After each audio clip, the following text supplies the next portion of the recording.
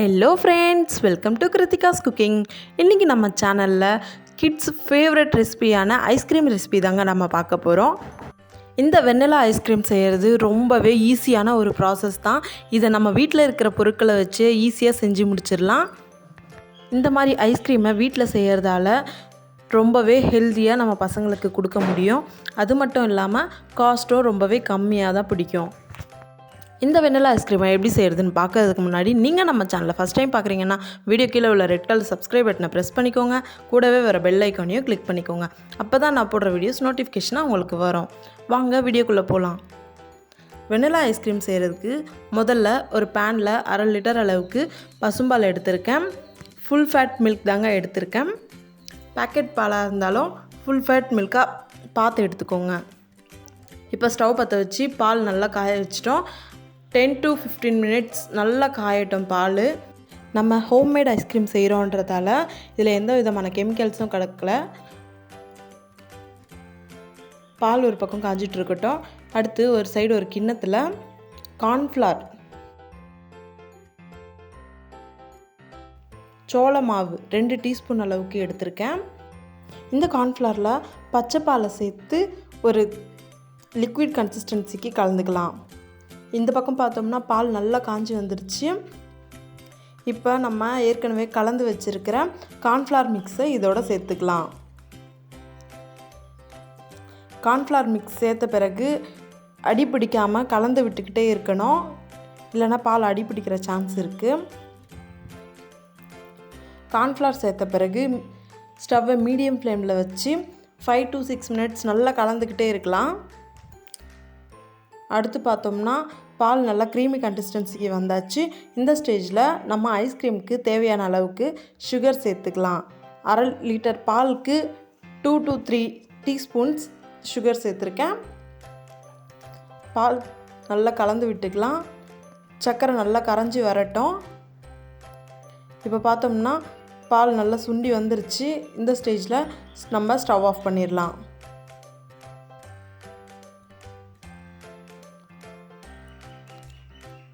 அவ்வளோதாங்க, நம்மளுடைய ice cream pre mixer ready ஆகிடுச்சு.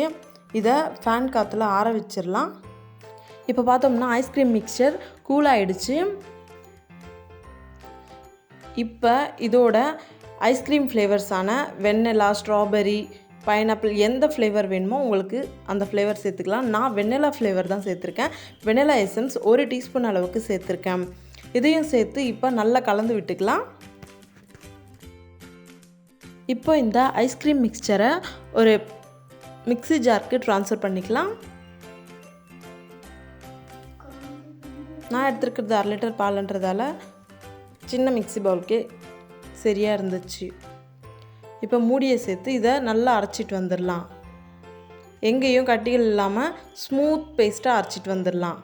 இப்போ பார்த்தோம்னா ஐஸ்கிரீம் மிக்சரை நல்லா அரைச்சிட்டு வந்துட்டோம். வீடியோவில் காட்டுறது போல் க்ரீமி கன்சிஸ்டன்சியில் இருக்குது.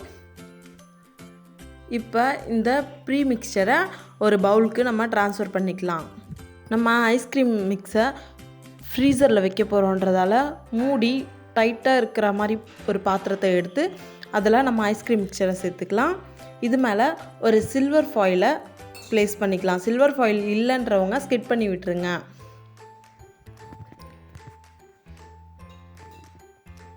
இப்போ இந்த பாக்ஸோட மூடியை சேர்த்துட்டு நம்ம இதை இப்போ ஃப்ரீசரில் எடுத்து வச்சிடலாம். 6 to 7 ஹவர்ஸ் இல்லைன்னா ஓவர் நைட் ஃப்ரீசர்லேயே விட்டுடலாம். நம்ம இதை அடுத்த ஓவர் நைட் விட்ட பிறகு மறுநாள் இந்த பாக்ஸை எடுத்து பார்க்கலாம். இப்போ பாக்ஸை ஓப்பன் பண்ணி நம்ம செஞ்ச ஐஸ்கிரீம் மிக்ஸ் எந்த அளவுக்கு ரெடியாக இருக்குன்னு பார்க்கலாம் வாங்க. சில்வர் ஃபாயில் ரிமூவ் பண்ணிவிட்டு நம்ம செஞ்சு வச்சுருக்கிற ஐஸ்கிரீமை செக் பண்ணி பார்க்கலாம். ஐஸ்கிரீம் சூப்பரான க்ரீமி கன்சிஸ்டன்சியில் கரெக்டான பதத்தில் இருக்குது. இப்போ இதை இன்னொரு வாட்டி மிக்சியில் பிடிச்சிடலாம். இந்த ஐஸ்கிரீம் மிக்ஸை மிக்ஸி ஜாரில் சேர்த்துருக்கேன். இதையும் இப்போ மூடியை சேர்த்து அரைச்சிட்டு வந்துடலாம். இந்த மாதிரி 2 வாட்டி அரைக்கும் போது அதில் உள்ள கட்டிகள் மற்றதெல்லாம் இல்லாமல் ஸ்மூத் க்ரீமாக இருக்கும்ன்றதால தான் நம்ம 2 வாட்டி பல்ஸ் பண்ணுறோம். வீடியோவில் பார்த்தீங்கன்னா உங்களுக்கே நல்லா தெரியும் ஐஸ்கிரீம் மிக்ஸ் எந்த அளவுக்கு சூப்பராக வந்திருக்குன்னு. இப்போ இதை மறுபடியும் அதே பவுலுக்கு ட்ரான்ஸ்ஃபர் பண்ணிக்கலாம்.